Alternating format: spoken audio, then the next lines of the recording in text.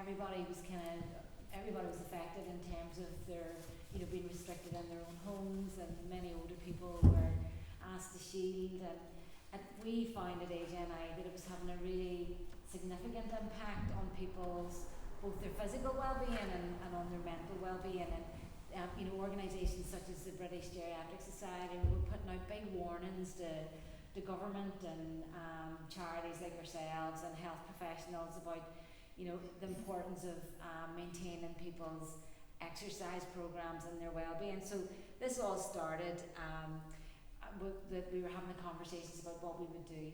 So our chief executive Linda would work alongside Mary quite often, and she would say, I'll go and have a word with Mary and see if she would come on board. So all of a sudden we, within a very quick, the fastest videos I think that have ever been made, and certainly in my experience, we organised that we would do a series of the Move with Mary videos, and we got the branding and all sorted out, and it was really filmed within, I think, in 4 hours, wasn't it? And the voiceover was done within an hour, so fast.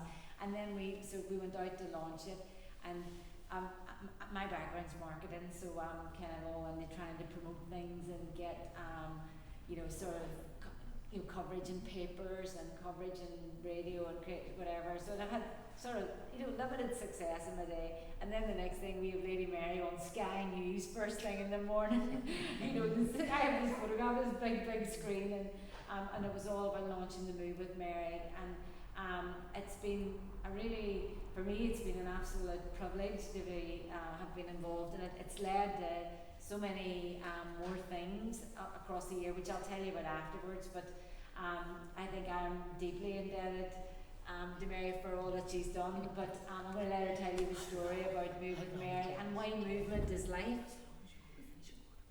Why movement is life for you. Okay. I'm just asking Maureen how long does she want me to talk, because I can talk forever. It's a privilege to be here. I don't often go out during the day to talk to a group of my age group and younger, but it is lovely to come down to Benburb, and the countryside looks fabulous, and it is so sad that we have lost a year and a half of our lives, haven't we, because of COVID, but luckily we're all still here. But I started off as a young girl living in Liverpool during the war, and our neighbour was killed by a bomb that dropped in her garden, and all our windows were broken, and we came through all of that, and then my father, through his insurance business, was given promotion and brought to Ballymena in Northern Ireland, which was a big shock for me because couldn't understand a word that anybody said in Ballymena.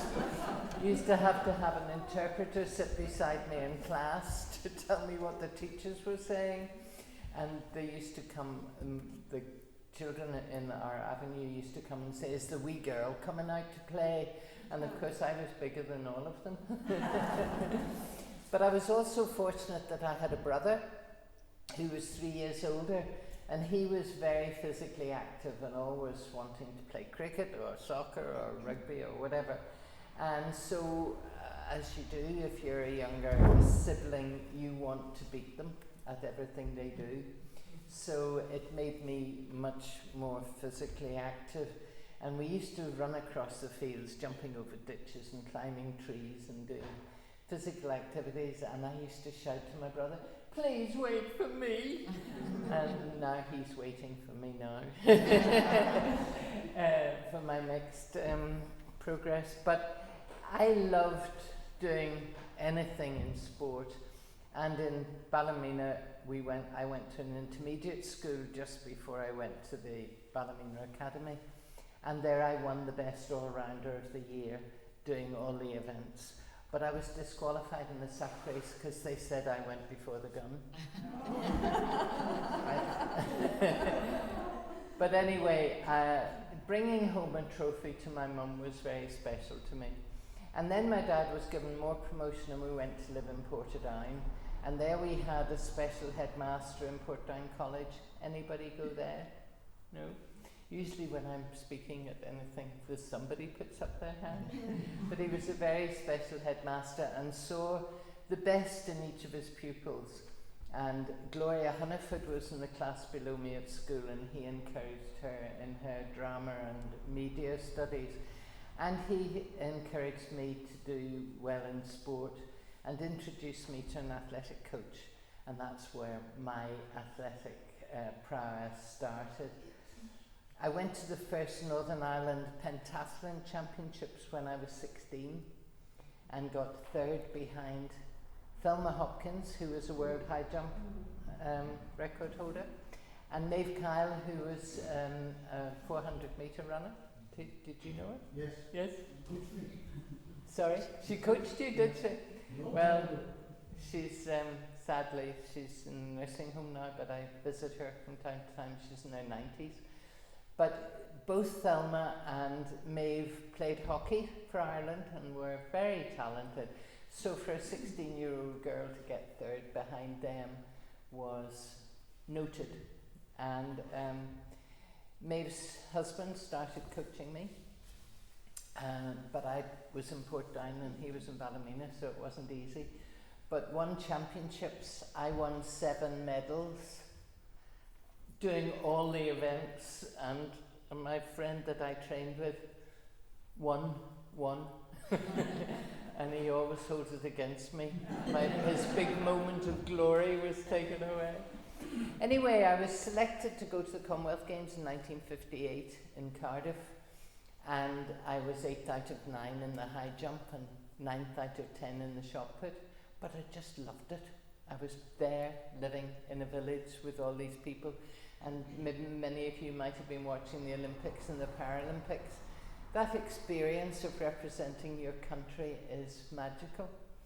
And because I was born in England, I had chosen to represent Northern Ireland because by then I'd been living in Northern Ireland for 7 years. I then trained as a domestic science teacher, but had the joy of finding another coach who was closer at hand and encouraged me enormously to do weight training as part of my preparation for my athletics. I used to squat with a bar like this, moving it just that much, with 860 pounds on my shoulders. I mean, it's crazy to think that my spine was able to take that. Doing a 45-degree press with a bar like that, with 240 pounds on it. And I used to have somebody stand behind me in case I overbalanced. And one day there was a guy doing it and he didn't pay attention and we both went down. Anyway, I just have always had the joy of competing in sport. I've done 5 Commonwealth Games, 3 Olympic Games, and European Championships in between. And I believe that life is movement. And if we don't use our hearts, they'll deteriorate. And it's just as important at our age and your age that you still keep yourselves fit and healthy. Vital that you move your joints. And you might have noticed that I'm kneading a ball. I've just started getting a little bit of arthritis in my fingers. And I just feel that if you sit watching television and do something like this, it keeps those joints supple. Likewise, your feet, they can start to deteriorate because your heart has to pump the blood all the way down to your feet. So just doing, yes sir, you're doing it right. If you just, as you sit, go up and down on your toes, just up and down. And then when you're doing the dishes in the morning after breakfast, hold on to the sink and you can do it a wee bit higher. And you can do it as though you're walking on the spot, like this. And it just gets the circulation all the way through your body. And it's not hard, it doesn't hurt, but it makes life much better for you.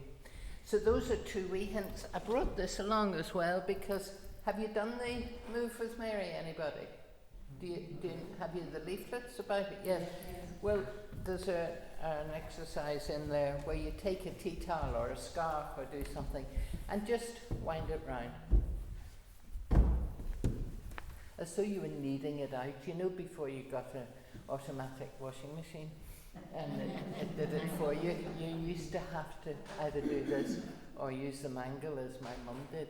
But it's a simple exercise, getting your wrists and your fingers motivated to do something. Don't see any of you trying it. But anything that stimulates the circulation will help you in every day. The other thing that I would emphasize is about breathing, particularly with the COVID problems that are around at the moment. If you get a straw and put it into a glass of water and blow, you'll get bubbles. Now, to create those bubbles, you've got to inhale before you can exhale. So you're working your lungs to make them healthier and fitter. And getting a tennis ball or a ping pong ball and trying to blow it with the straw across the table like that will make such a difference to your respiration. Has anybody any particular health problems at the moment in the room? Oh boy, aren't we lucky? Aren't we lucky? Yes, you have. I've got a lot of joint pain. Okay, well, a lot of people as we get older do suffer from joint pains. Do you know the best exercise that I love most is just raising slowly and lowering. And if you breathe in at the same time, go slowly and down. And then your shoulders aren't going up. Try it now. Try and lift your shoulders to your ears. Have you? Nah, you can do it. But you did it very fast. Do it nice and slowly. And then it really releases. And then if you rotate them, pulling them forward and back, oh boy, doesn't that feel good? Can you feel the tension in those muscles at the back of your neck? Just pull and round. Gently. It shouldn't hurt. It just should be within your own ability. Now we've talked about, and I hope that this will help you, that you can do other exercises. I'm going to come to the front of that today. This lady does paddle boarding and water skiing and all sorts of things at her age, but she inspired me to go paddle boarding recently. Did anybody ever listen to Alan Simpson in the afternoon programme on BBC? After George Jones, Alan Simpson did a programme, and I like him a lot. He lives in Parish, and he's a real character. And he said to me, I want to see you walking on water. So Tony and Paisley Jr., I'm emulating your father. And I went up to Parish to do, and I said to the tutor, who is the eldest that you have shown how to paddleboard? And he said, my mother, who was 78. Well, I'm 82, so I've beaten her. But this is one of the exercises that you can do. Just as you sit on the edge of the bed in the morning, just lift your right knee gently, and then your left knee. Up and down. Now that won't help your knees, but if you do that gently and down, yes, now you see you grimaced because you went up very fast. Go gently and slowly up and down. And I would suggest any of these exercises that I'm showing you, if you do about 10 each time, and then when that gets easy, you can build it up to 12 and 15. And it doesn't become boring because you don't have to do it all in one session. If you're sitting in the chair, as we often do watching television as we get older, you can do these exercises easy.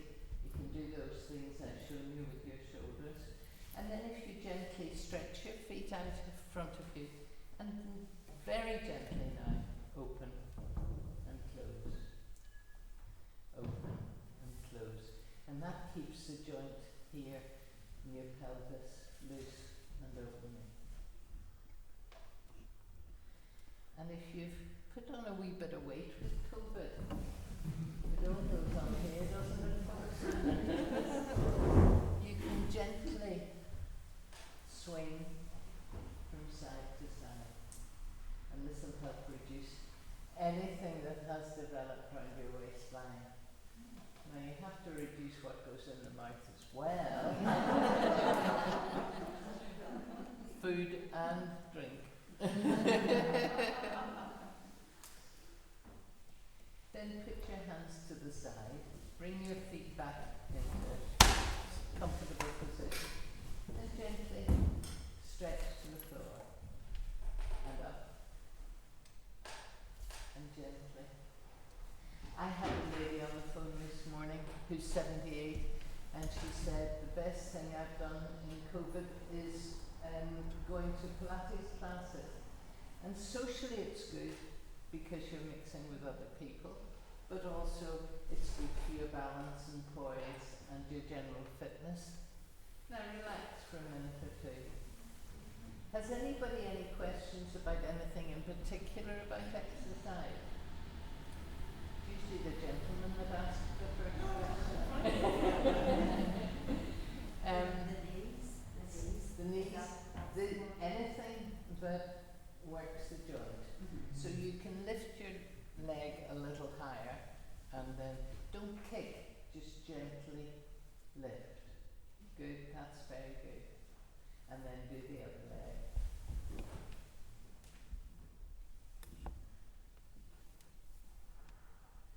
And then you get up and you do the disco dance.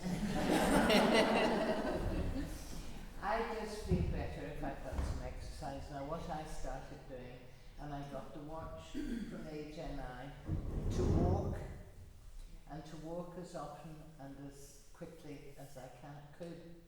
And then I got competitive, and people were saying to me, oh, I did 8,000 steps today, and somebody else would tell me they did 10, and somebody else told me 12, so I took the watch off and put it on the side, because I wanted to enjoy my walks.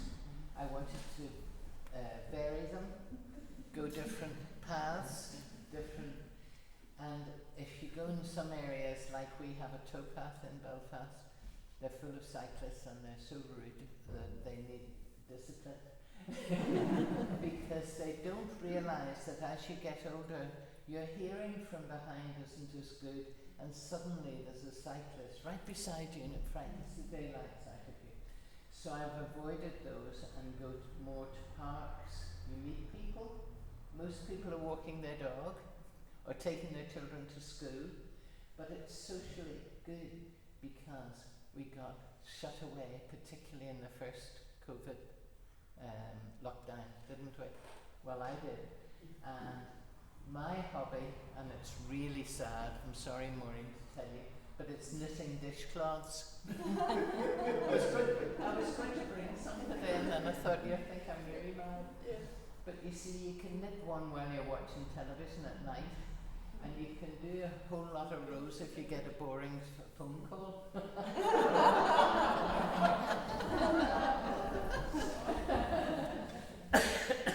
Now, I'm out nearly every day doing something.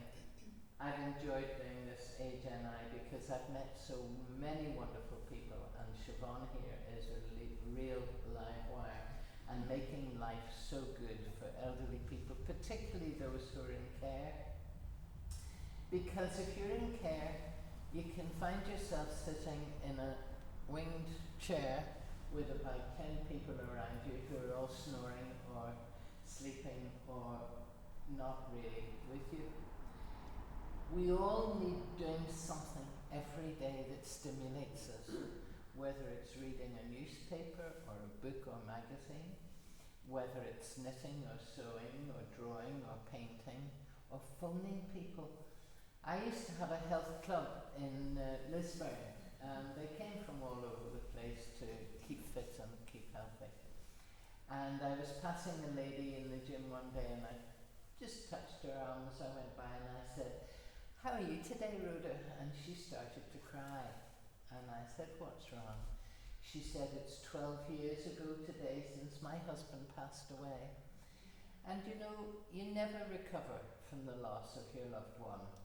whether it's a child or your mother or your lifetime partner. And I said, and what's the problem? She said, my son hasn't phoned me. And I said, have you phoned him? And she said, no. I said, well, why are you blaming him for not phoning you? He's probably thinking the same about you. Just lift the phone and have a conversation. And AJ and I have a system of people who ring lonely people every week or so. You know Stephen Watson, who does sport on television? He rings 3 or 4 every week because he's had his own health problems with kidney. He's had 2 kidney replacements. And you know, we all need that phone to ring, that somebody cares about you particularly, but it's just as easy for you to lift the phone and make them feel better, isn't it? So I said to her, promise me when you go home you'll ring him. And she said yes, but she said the other thing is I need to go to the grave today and I have nobody to go with me. And I said, come on, get your coat, we're going. And I did it, and it didn't take anything out of me to do that little deed. And yet it took away the tears from that lady. So think of your neighbours and your friends who might be lonely, who maybe haven't had somebody call to see them. Saturday we had a major athletic meeting at my track. You heard of the Mary Peters track? Yes. It's a wonderful place, and there's a statue of me at the end of it as I stood on the rostrum in Munich like this. And there were some primary school children taking part in sports, and they were joyous to watch. And one of the officials said to this little girl, do you know who the lady was who gave you your medal? And she said, yeah, the statue.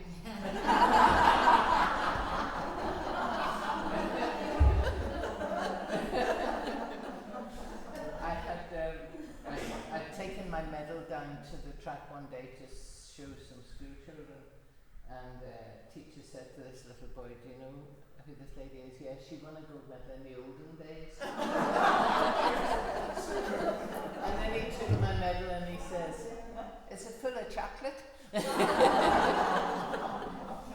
On Tuesday I was being taken for a drive, and that's another thing, if you do drive, nice to take somebody out for the day, especially at the moment. The countryside looks wonderful. With the green fields, they're emerald green, aren't they? It's just beautiful, and we're going to lose all these lovely leaves very soon, which I hate because I'm surrounded by trees and need to sweep them all up. But I was being taken down to Newcastle in County Down, and there's a gentleman in a care home there who's 85 now, but he's been following me as an athlete since I was about 20. He's now 85. And I was able to go in and see him in a bubble with my mask on, and he calls me darling because he thinks I'm his special friend. And he said, I want you to tell the president of the International Olympic Association that they should have lawn bowls in the Olympics because it's the oldest living sport. And I said, well, I don't know him well enough to be able to tell him that, but and he says, and how did the Queen make you a lady when you're not even an aristocrat? Which brings you down to it. I could talk on forever, but I'd love to know what you would like to know. So if anybody has any questions, please ask. And then maybe you tell them some more about AGENI, because it is vital, the work that AGENI do, and it is part of Age UK, but in many ways much more active. Yes. Yes. I know the last question. Well, I was like to ask you, Yes. you're a super figure. Is it all your exercises now, or be some other regime? I think part of it is genetic, because my mum and dad were quite well built. They weren't athletic, mind you, neither of them. And my brother is. retired from my sport for 20 years, so I was exercising every day. And I do exercise most days, go for a What walk. would you say you eat? Very sensibly or just sensibly? Just Maybe that would be I am quite human. And I do enjoy a drink now and again, and I will have a glass of wine if I feel like it. I don't often, but and we've had fun out, haven't we, and had a nice meal and things. I don't eat sweet things very often. And yesterday I was at a board meeting for my charity, which helps young sports people. And there were 3 people on the board who were having birthdays, and they all got a chocolate brownie with a candle in it. I had another sandwich. Because I've never had a sweet tooth. But the irony is that I'm diabetic, and I'm so cross about it because I've never drunk fizzy drinks. I've never eaten sweet things. Sweets were rationed during the war when I was growing up, so I was 12 in Ballymena before I saw lemon drops in a shop and thought they were wonderful, so I've never had a sweet tooth, and yet I've ended up diabetic. And a very close friend who's an athlete who had a similar kind of diet to me is also diabetic, so I don't know why, and nobody else in the family with it. So my diet would be fresh fruit or fresh fruit juice in the morning with wholemeal toast and tea or coffee. Have a salad or homemade soup at lunchtime, and anything in the evening, but usually quite a few veggies, and don't eat in between meals. So I'm not perfect by any means, but I do try to be sensible. Yeah. Yes? I'm very conscious of the fact that you don't wear glasses. Oh, I do. You do.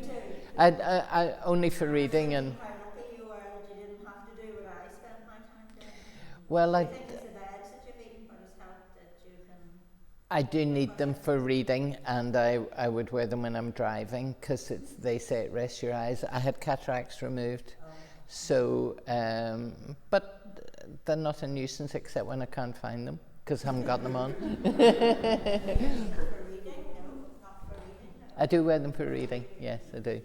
I was wondering, was it the good diet? Because I do recall the optician once saying the more veg you eat, Yeah. the better your eyesight will remain. Yes, my optician tells me that I should eat kale and cabbage and spinach, and I do, yeah. But I had open heart surgery 3 years ago next month, and as I was walking one day, there was a slight incline, and I found myself out of breath when I got to the top of this slide. And I went to the doctor, and he sent me for tests, and I had needed a new aortic valve, which is the artery that pumps your blood. So I waited in the National Health because it would have cost me $25,000 if I'd gone private. And I had the operation, and I've never looked back. And I've got a bovine valve from a cow. You either get a pig's valve or a cow's valve, so I don't snort. But I have a scar from here to here, and apparently when they do this operation, and I was going to watch it on television after I'd had the op, it was on a few weeks after, and when I saw them get the scalpel to cut through your breastbone, I thought, no, I'll not bother. But they wire you back up. I have never had a day's pain either on the scar or anywhere since I had the operation. And I took 3 months off doing all the busy things that I do. And then I was back to doing things again. I went to the gym and I was out walking very quickly. I don't know. No, we've not. None of our family have had any heart. Although my brother recently could be hereditary, but yeah, can be. Are you a medic? Possibly, no, I'm not, but I'm very medically minded. My best friend, had the surgery 10 years ago. Right. I've watched many times the operation on television. You're brave.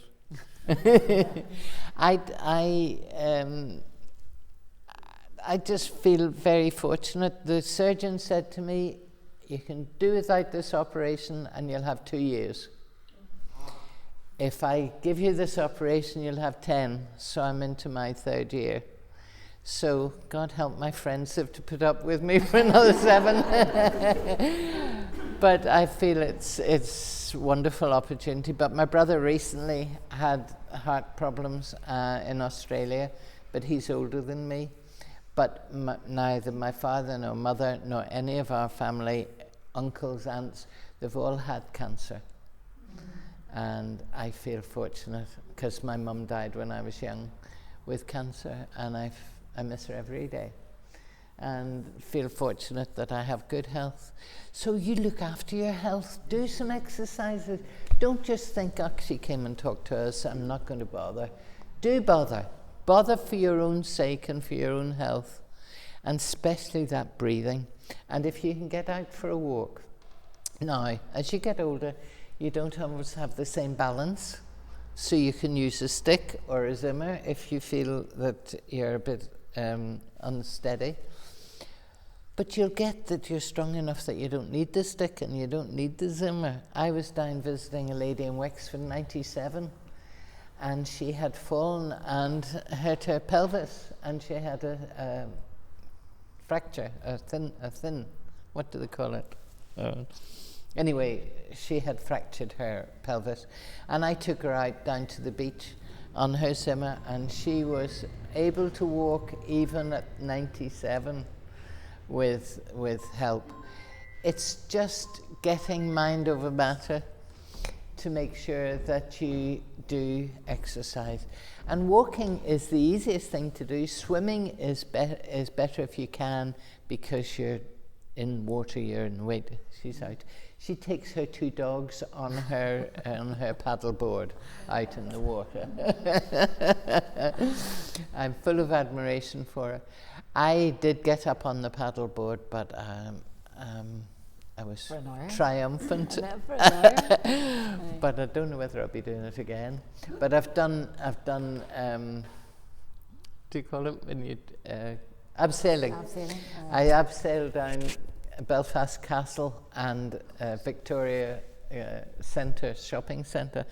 But the castle was the worst because you had to climb out over the rampart before you went down. So I like to challenge myself to new things every now and again. Very brave. Yes. Walking, I've quite a big garden, which on a ride on one would just take an hour and a half to cut. That's a good walk. During COVID, it needed serviced, so I bought myself a push lawnmower. And at the end of it, Could you just lower your... Sorry. At the end of it, I set my phone on the GPS, and I had done 11 miles. Yes. Walking. Yes. And But you didn't think about it. You know, but you don't think about it. If you're with company particularly, you can walk much further because you're chatting. I know, but you had the machine to keep you company. You know, it can be boring. I know when I had the health club, people used to say to me, I'd like to go out for a run tonight, but I feel embarrassed. And I said, well, walk for a bit, and then when you're out of the sight of your neighbours, you can have a wee jog. And then take a lamppost at a time. And that's how, after my surgery, I set myself targets of going, I'll do one more, I'll do one more, I'll do one more. And within weeks I was walking almost as far as I had done before. But you have to challenge yourself, and that's something that's nice, except the challenge of the watch was just too much for me. It just made me feel I wasn't enjoying what I was doing. I was doing it because I had to, you know. Any more questions while I'm here? Yes? Would you recommend light weights as people get older? Light weights? Yes. You mean for exercising? Yeah. Absolutely. And particularly people who have osteoporosis, and it is a very common in Northern Ireland, osteoporosis, which is the softening of the bones. Impact of walking or doing things with light dumbbells will help to strengthen your bones. And we have proved in the gym, doing some research, that you can get back the strength in the bones by exercising them regularly. I'm curious, Lady Mary, if you're interested in the tennis that we have. Oh, I was enchanted, Raducanu. She is the best all-rounder that I've ever come across, and boy, is she an example to the next generation, yeah. But also, you know, at the Olympics and the Paralympics, all those young people that were participating, they've challenged themselves, particularly the Paralympians. You know, that a lot of mental health issues with people that have a disability. But even if you haven't, you've got to do things that you've never done before. My coach used to say to me, I'll get you to jump 6 feet in the high jump, and I used to think, 6 feet. I'm only 5'8". I did. I jumped 5'11 3/4, put the shot. You know, I did all the things that he thought I was capable of, but you have to have a mindset that you want to do it. I'm very lucky that I had the right genes, but I've just recently we're putting a seat at my athletic track in memory of my coach Buster McShane, and the citation says, in memory of Buster McShane, who made an average athlete into an Olympic champion. And it's true, I did not have the ability to be a winner myself. He challenged me to do that. Any more questions? Yes? How much teaching did you do? You said you were a home economics teacher. Did that all have to go by the by? Well, it didn't have to, but I taught for 4 years in a school in Belfast. Loved every minute of it. But then I was selected for the Olympics to go to Tokyo in 1964. And the director of education wasn't keen on me having time off. When you're doing something like the Olympics, you need other competitions. So every weekend we would have been in London or in Belgium or in Holland or Italy or Hungary or wherever, having international competition, and have to leave lunchtime on a Friday and didn't get back until the afternoon on a Monday. Director of Education resented me having to bring somebody in to pay to cover for me. Headmistress, wonderful, loved it, helped the school, its name was out there, but I just got fed up with him being awkward. I was invited to go to Australia, 1962, but you had to be away for 6 weeks, Commonwealth Games, and he didn't like it. And I understand, you know, but I thought I'll give it a few years and do my sport and then go back to it, but never went back. Their loss. I was a good teacher. So you're also a big cook then, are you? No, I would have been if I'd stayed at it, but when you live on your own, you don't have to do a lot of cooking. I make nice food. I was telling Siobhan I was making a steak and kidney casserole before I came out, which will be ready when we go home, you know. But no, I'm practical. I don't do a lot of entertaining. I'd rather take people out than have the effort of making food for them. Yes? Did you bring your gold medal with you? Oh no, I never thought of it. I'm sorry, never thought of it. It's quite heavy. I have it in the museum, in the Ulster Museum at the moment, but I do have a copy that I take out to schools so that children can experience it, you know. And, you know, I have a number of Commonwealth Games medals, and nobody has ever asked to see them. Isn't that strange? They are all in the bank. And they're only in the bank because I've had a number of burglaries and I wouldn't want to lose them, you know, because you can't replace those, especially if it's next year's my 50th anniversary of Munich, and they won't have copies still of that, you know. But I'm lucky I'm going to Munich in October to do some filming. There's an American company who are part of Disney, are doing a film about the 1972 Olympics. And do you remember Olga Korbut? Yeah. She's going to be in it. Mark Spitz, the swimmer. Okay. And Heidi Rosendahl, who's the lady that I competed against, and she was a German. And I was walking near home recently in a car, screeched to a halt, and this man down the window, and he says, "Do you still see Heidi?" And I said, occasionally. And he said, "How often?" And I said, "Every 10 years. Oh, he roared with laughter. But she's going to be in it. And I was telling the producer of the program about being in the village in Munich. And you remember there was the horrible atrocity of the Israelis being murdered. But there was a crowd of people around somebody, and I stopped to see, and it was Jesse Owens, who had won medals at the 1936 Olympics, the black sprinter. And Mark Spitz walked by and nobody noticed him. And he had 7 gold medals.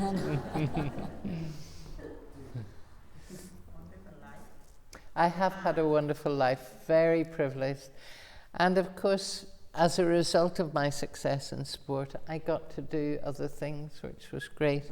Had lots of charities that I've supported. I have a very special one. That's the Mary Peters Trust, which helps all the young people. We had 27 of the athletes that went to Tokyo this year. And some of the Paralympians that we have supported, we give them bursaries to help them on that road to success. And that gives me so much pleasure. And I'm going to see the Queen on Monday, and I get to do that from time to time. I had a special audience with her when she made me a Lady of the Garter, and just she and I in the room together. And I was told I'd be given 5 to 10 minutes, and I got 20. And we're not allowed to talk about what we talked about, but I tell you, her knowledge of Northern Ireland was amazing to me, current, you know, and I've been privileged to meet her on many occasions, and always calls me Mary, and I just love her and would love to give her a big hug, but you can't.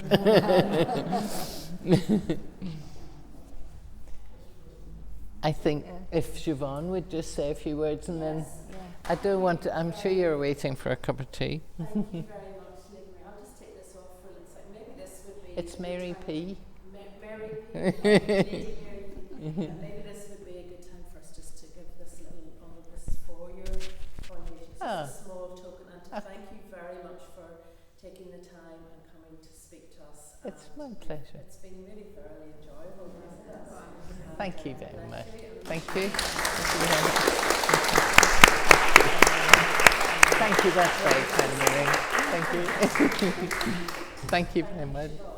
And I just wanted to talk a bit about our advice line, you know, that if you know or are concerned about an older friend or neighbour, or in terms of they might need support with their, you know, their finance or benefits or their care packages, or so we do care, housing, benefits, and I'm trying to think what the fourth is, but you know, lonely and isolated, or that you can call our advice line. Please advise people to call us, because we're there to support, and I'll get down some cards. The only other, there was 2 things that sort of sparked out of what Lady Mary said, because what we did after the move with Mary is we moved into a whole, you know, sort of wellness program, and we I don't know if any of you received any of the newsletters that we put in all the papers in Northern Ireland. It was called Good Vibrations. So we did 3 of them over February, and that was sort of encouraging people around the wellness route, and it's that take 5 steps to well-being, and Mary's talked about them all. You know, it's connection and exercise and taking notice and giving back, and I think it connect, give, take notice, keep them learning. That's the 5. So we've been doing a lot of work on that. And I think the thing that struck me, I did a course a couple of years ago, and it was about brain health. And it was about, your brain is like a muscle. And I think we were all taught to consider our brains, you can't really affect it too much. But the more you do new things, the more you sort of keep connected, the more it's exercising your brain, and it's like getting new neural pathways and, rebuilding itself. So, if you see your body and your brain as being, you can keep them sort of moving, and you can keep regenerating them. And one of the big studies we did as well was about frailty, and what people don't realise, what you said, is that you can reverse frailty, and you can delay the onset of dementia as well with lots of activity. And finally, the last thing I was going to say was, do people know what the Chief Medical Officer's guidelines are for exercise every week? Would you have anybody hazard a guess? 3 times a week, is it? It's 150 minutes of moderate activity, which is or 70 minutes of more vigorous activity. But also, and this is the thing that I think is you're pointing out, and what your question is about the muscles. I think every year after you're 40, you lose 1% of your muscle mass or something. So, and he's also saying 2 sets of strength and balance exercises a week. So all those things like that Mary was showing you, if you do them twice a week, that's kind of the maintenance looked after. So I think you've just covered all of that, and Good. So it's just all I want to say is that AGNI is here. Please, if you know anybody that needs support, and we'll send through some information. I didn't get the office today to pick it up, but the other thing I was going to send you is we've developed these trackers, and it was so the wee pads, and it's like the 5 different things: connect, take notice, and for people to take notice. Oh yeah, I made this phone call today, or I went out for my 30 minutes walk today, because that was the whole thing. What I learned about the brain health things, the 2 most important things about sort of delaying dementia is connections, social connections, and physical activity. So, and then diet and everything comes onto that. So it's like I've just loved being here today, and I get to come out of the office and meet lovely new people, and what's not to like. So thank you for your time. And I'm going to leave you with my recipe for life, which is this. The 5 most important words are, I'm proud of you. The 4 most important, what is your opinion? The 3 most important, if you please. The 2 most important, thank you. And the least important of all, aye. Thank you.